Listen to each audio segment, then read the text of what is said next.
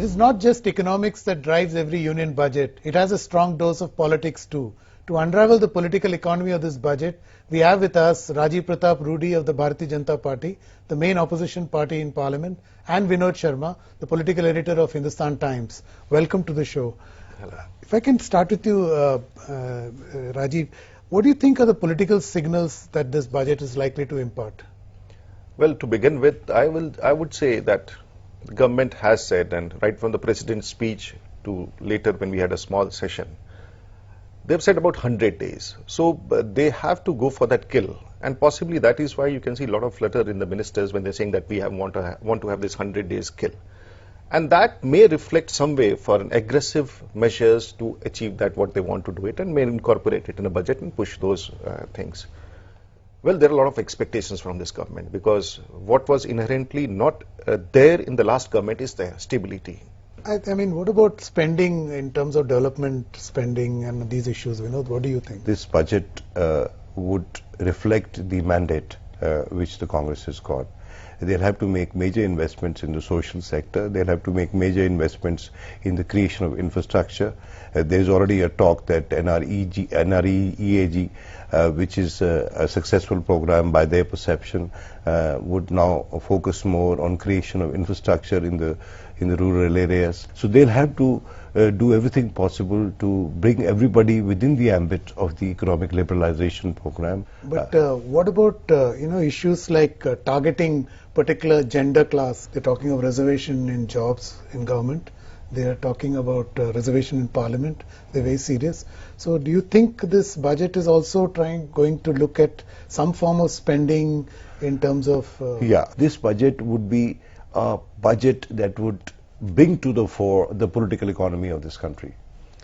Rajiv, what about the fact that Maharashtra elections are due?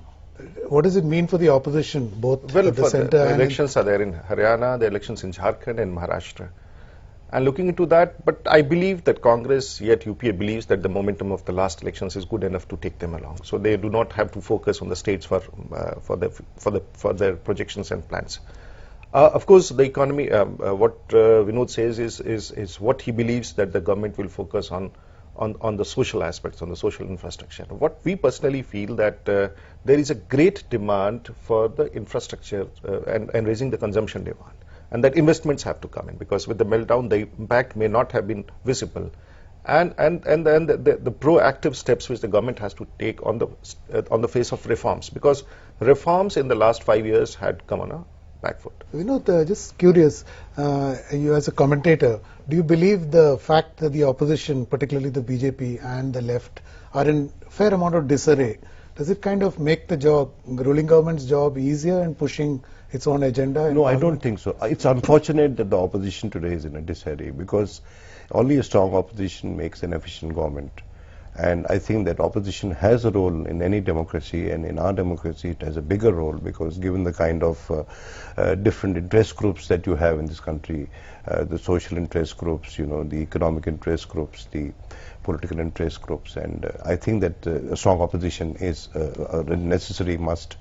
But I think that Congress, I have always viewed Congress as an implicit coalition. When it ceased to be one, it lost heavily on the ground. And the Congress, being an implicit coalition, would have opposition coming from within. If you have noticed that in the previous tenure of the UPA, there were interventions by the party, via the National Advisory Council, which led to many programs, which in retrospect they are claiming as good programs. And the same kind of intervention you would see in the months to follow, and it will be very evident and will manifest itself in some of the proposals, budgetary proposals of the finance minister. The Congress president, if you know, has already written a letter to the Prime Minister. The National Food Security Act is a major agenda with them. And I think that even Rudy would agree that that food is an issue still in vast tracts of India.